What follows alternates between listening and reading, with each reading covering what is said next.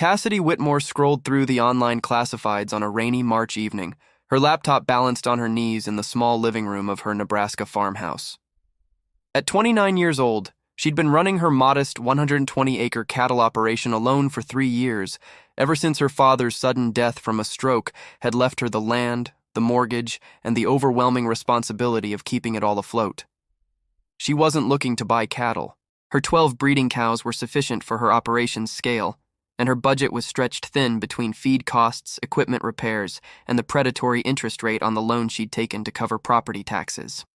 But Cassidy had developed a habit of checking livestock classifieds anyway, a mixture of professional curiosity and the faint hope that someday she'd spot something that could genuinely help her struggling farm. That's when she saw the listing that would change everything. Free to good home, large bull, approx. 8 years old, must go immediately. Owner moving out of state.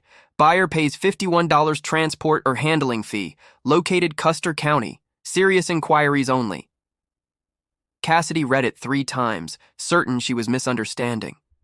A bull, any bull, especially one described as large, should be worth hundreds or even thousands of dollars depending on breed and quality. Bulls were expensive to acquire, valuable for breeding programs, essential for cattle operations. Giving one away for free with only a nominal handling fee made no sense unless something was seriously wrong. She clicked on the listing for more details. The post had been up for 6 days with no responses visible in the comment thread. There was one photo, grainy, taken from a distance, showing a massive black bull standing alone in a muddy pen. The image quality was too poor to assess his condition properly, but his size was undeniable. He looked easily 2,000 pounds, maybe more. The contact information led to a man named Harvey Dunston with a phone number and an address in Broken Bow, about 90 minutes from Cassidy's farm. Against her better judgment, against every practical instinct that said free bulls were free for terrible reasons, Cassidy called the number. Harvey answered on the 4th ring, his voice rough and exhausted. Yeah? Mr. Dunston, my name is Cassidy Whitmore. I'm calling about your listing. The bull you're rehoming? Oh, yeah. He's still available. Harvey didn't sound enthusiastic. He sounded resigned, almost defeated. Can you tell me about him? Why are you rehoming him for free? Harvey sighed heavily, and Cassidy heard the unmistakable sound of a man at the end of his rope. Ma'am, I'm 68 years old. My wife passed 2 months ago. I can't manage this property anymore, and I'm moving to Arizona to live with my daughter. I've sold most of my cattle, but this bull, nobody wants him. Why not? He's old, 8, maybe 9 years old. He's big, which intimidates people. He's got no papers. I acquired him 7 years ago from a neighbor who died, and there were no registration documents. Without papers, he's just commercial stock, not worth much to most breeders. And honestly, miss, I just need him gone. I'm closing on the property sale in 10 days, and the buyers don't want any livestock left behind. Everything Harvey described made sense for why a bull would have low value. Age, size that required more resources, lack of documentation. These were legitimate barriers to sale. But something in Harvey's voice suggested there was more he wasn't saying. Is he healthy? Aggressive? Any behavioral issues? He's healthy, far as I know. Hasn't been seen by a vet in probably 5 years, but he moves fine, eats fine, no limping or visible problems. Temperament. Harvey paused. He's not aggressive. He's actually remarkably calm for a bull his size. But miss, I need to be straight with you. I don't know his history beyond the 7 years I've had him. My neighbor who owned him before died suddenly, and his estate sold everything quick. This bull came with a group of cows, no paperwork, no background. For all I know, he could have health problems, genetic issues, anything. I can't guarantee anything about him. Cassidy appreciated the honesty, even as it raised more red flags. A bull with unknown history, no documentation, advancing age. This was exactly the kind of acquisition that rational farmers avoided. But Cassidy had learned over 3 years of solo farming that sometimes opportunity wore disguise, and $51 was less than she'd spend on feed for her cows in a week. Mr. Dunston, I'd like to come see him. Tomorrow, if possible. You're welcome any time. But miss, please understand, I need him gone by next weekend. If you take him, you're taking him as is with whatever problems he might have. I can't offer any guarantees or takebacks." "Understood." The next morning, Cassidy borrowed her neighbor's livestock trailer, a favor she'd have to repay with labor, and made the 90-minute drive to Broken Bow. Harvey's property was exactly what she'd expected, a small worn operation showing signs of deferred maintenance and the particular sadness of a place being abandoned. Fences needed repair, buildings needed paint, and everything carried the weight of grief and exhaustion. Harvey met her in the driveway. A slight man, stooped with age, his face carrying the particular weariness of someone who'd lost their partner and their purpose simultaneously. He led Cassidy to a pen behind the barn without much conversation, and there she got her first clear look at the bull Harvey was giving away. He was enormous, easily 2,200 pounds, with the massive frame and powerful build of a bull in his prime despite his age. His coat was solid black, dull from lack of grooming but unmarred by obvious health issues. He stood calmly in the center of the muddy pen, his dark eyes tracking their approach with alert intelligence. "He's a Simmental," Cassidy said with certainty, recognizing the breed characteristics despite the lack of typical white markings some Simmentals carried. Or Simmental cross. That frame, that head shape, definitely Simmental genetics. "Maybe," Harvey said. "Like I told you, I don't know his background. My neighbor never said, and I never asked." Cassidy climbed the fence for a closer look. The bull didn't move, didn't show any signs of aggression or fear, just calm observation. She could see old scars on his hide, evidence of years of normal cattle life. His hooves needed trimming but weren't critically overgrown. His body condition was moderate, not fat, not thin, just maintained. "Has he been breeding?" Cassidy asked. "I kept him with my cows until 2 years ago when I started downsizing. Got several good calves from him. Healthy, vigorous, good growth rates. But I can't guarantee his fertility now. He hasn't been tested." Cassidy made her decision based on instinct and desperation in equal measure. $51 for a bull who might be able to breed her cows, who looked healthy enough, who showed calm temperament. It was a gamble, but her entire farming operation was a gamble anyway. "I'll take him." Loading the bull was surprisingly easy. Harvey led him up the trailer ramp with just a rope halter, and the massive animal walked calmly, showing the kind of training and handling that suggested someone, at some point, had worked with him extensively. As Cassidy was about to drive away, Harvey stopped her, pulling a faded manila envelope from his jacket. "Miss, I found this last night, going through old papers. It was in a box with my neighbor's estate documents. Might be nothing, might be something. But it seems to relate to this bull." Cassidy took the envelope, feeling the weight of old papers inside. "What is it?" "I don't know. I didn't open it. It's addressed to whoever took the bull. My neighbor was particular about his cattle, kept detailed records on most things. Maybe this explains where he came from."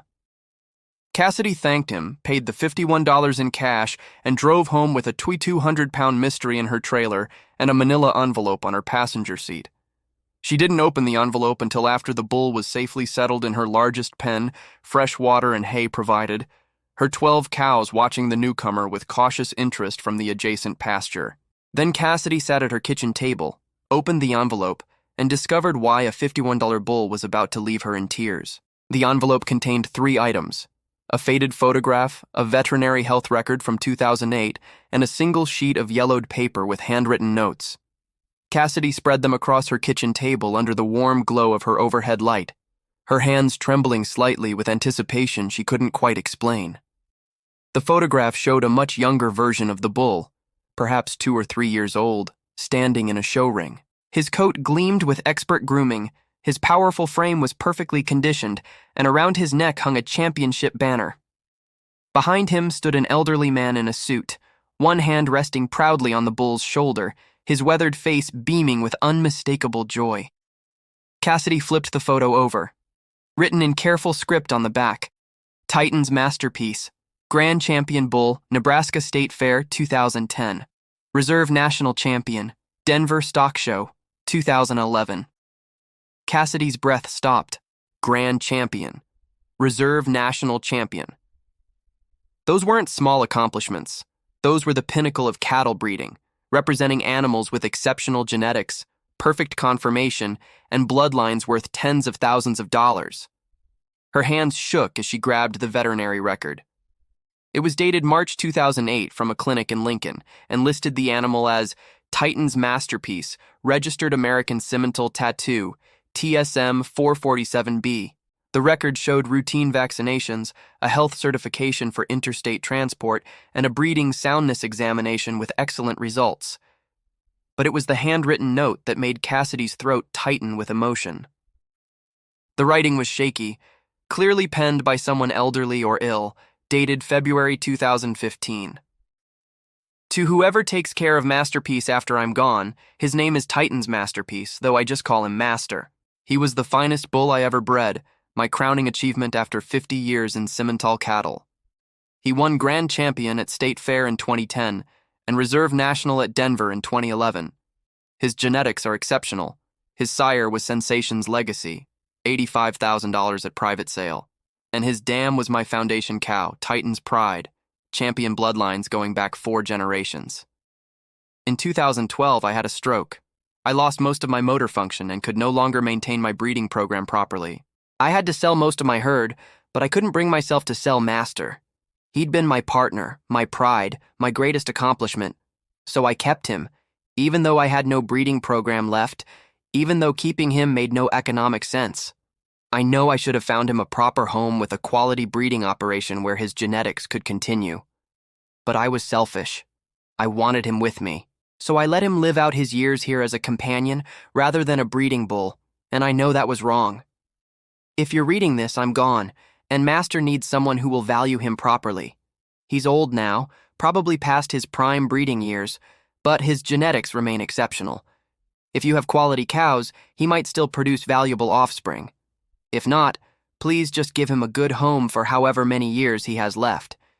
He deserves dignity and care after giving me so much joy.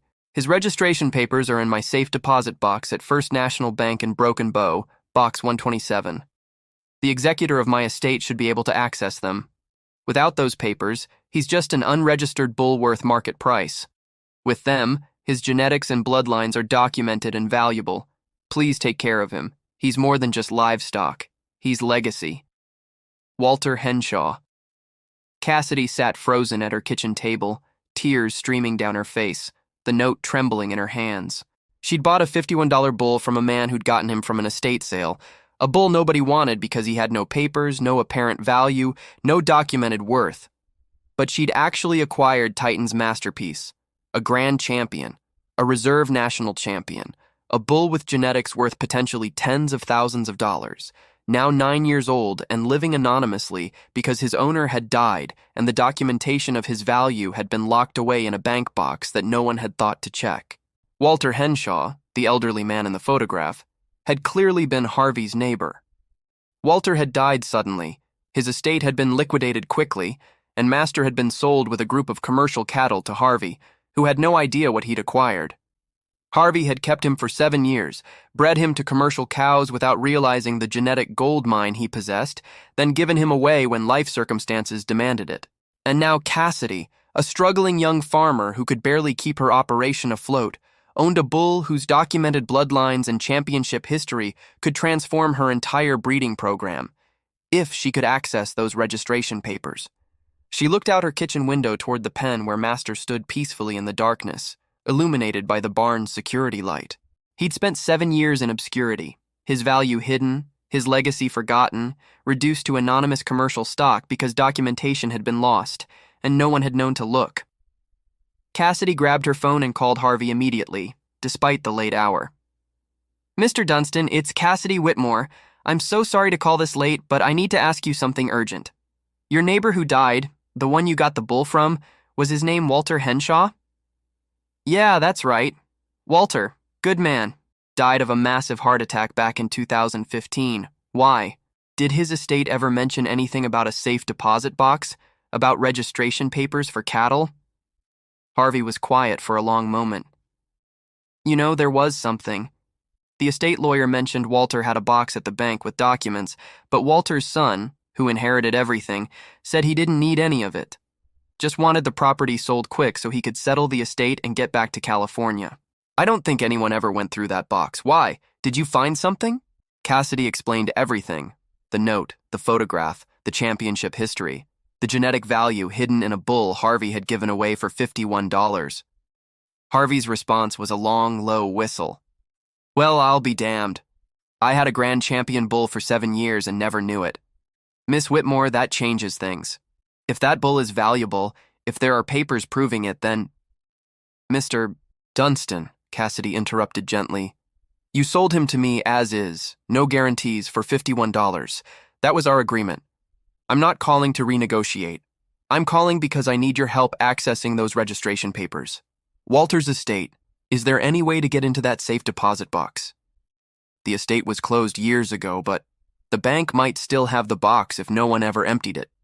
Banks hold unclaimed boxes for years. I can call Walter's son, see if he'd be willing to authorize access. He won't care. He never cared about his father's cattle operation.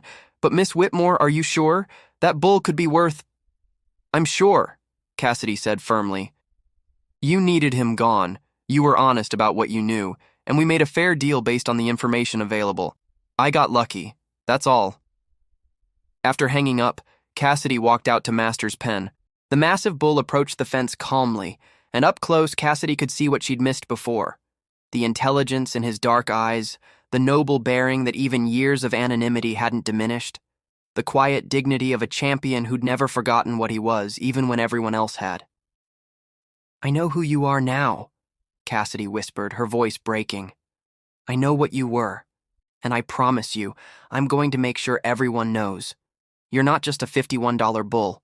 You're Titan's masterpiece, and you're going to have the ending you deserve.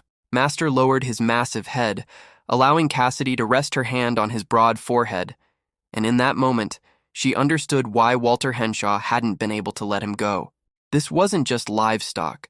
This was legacy, partnership, and living history. And now that legacy belonged to a young farmer who'd won it for $51 and a borrowed trailer, purely by chance, or perhaps by something more than chance. 3 days later, Cassidy sat in a small conference room at First National Bank in Broken Bow, her heart pounding as the bank manager, a woman named Judith, placed a metal safe deposit box on the table. Harvey had made good on his promise. He'd contacted Walter Henshaw's son in California, who'd signed authorization forms with obvious disinterest, saying he'd assumed the box was empty and didn't care what happened to its contents. Judith opened the box with 2 keys, one from the bank's master set, one from the estate records. Inside were manila folders, old photographs, and a large envelope marked Titan's Masterpiece, Registration Documents. Cassidy's hands trembled as she opened the envelope. Inside was everything Walter had promised. Original American Simmental Association registration papers showing Titan's Masterpiece's full pedigree, his tattoo number matching the veterinary records, his championship certificates from Nebraska State Fair and Denver Stock Show, breeding records documenting his offspring, and genetic test results showing his bloodline markers.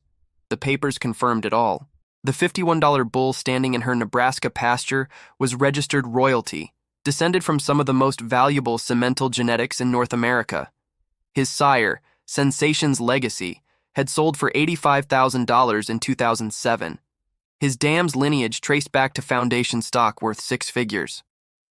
This is legitimate? Cassidy asked Judith, her voice barely steady. These are original registration documents, properly sealed and notarized. Assuming the tattoo on your bull matches this registration number, these papers prove his identity and bloodline conclusively. That evening, Cassidy called Dr. Miranda Paulson, a livestock veterinarian who specialized in breeding programs. Dr. Paulson arrived the next morning with her equipment and a professional skepticism born from years of farmers claiming they'd discovered hidden treasure in their herds. Let's verify the tattoo first, Dr. Miranda said, approaching Master's pen with cautious respect. The massive bull stood calmly as she examined his right ear under magnification, reading the faded but still legible tattoo, TSM 447B. Dr. Miranda compared it against the registration papers 3 times. It matches. This is definitely Titan's masterpiece. She spent the next 2 hours conducting a thorough examination, checking Master's overall health, reproductive soundness, conformation, and genetic markers through a blood sample that would be sent for DNA verification against the Breed Association's database. He's 9 years old, which is considered senior for a breeding bull, Dr. Miranda explained as she worked. But his health is surprisingly good, No major joint issues, good body condition, excellent temperament. His reproductive system shows normal function, though fertility testing would be needed to confirm he's still breeding sound. What's your professional opinion? Cassidy asked. Dr. Miranda looked at Master with undisguised admiration. If the DNA testing confirms his registration, and I have no reason to doubt it will, you own a bull whose genetics are worth between $30,000 and $50,000 even at his age. His proven championship bloodlines, his show record, his offspring quality. Cassidy, this is extraordinary. Bulls like this don't just appear for $51. 2 weeks later, the DNA results came back. Positive match. Titan's masterpiece was exactly who the papers claimed he was. The American Simmental Association updated their records, noting the bull's current ownership and location after years of being listed as whereabouts unknown. Word spread quickly through cattle breeding circles. Cassidy's phone rang constantly with offers from breeders wanting to purchase semen, contract breeding rights, or buy Master outright. The offers ranged from $35,000 to $52,000 for direct purchase. Her neighbor, Glenn, who'd loaned her the trailer, stopped by one evening. Cassidy, they're saying you could sell that bull and pay off your mortgage, clear your debt entirely, start fresh. Cassidy stood at Master's pen, watching him graze peacefully with her 12 cows, who'd accepted him into their small herd with ease. She thought about Walter's note, about his regret for keeping Master selfishly, about his hope that someone would value the bull properly. I'm not selling him, she said quietly. Glenn stared at Cassidy as if she'd lost her mind. You're not selling?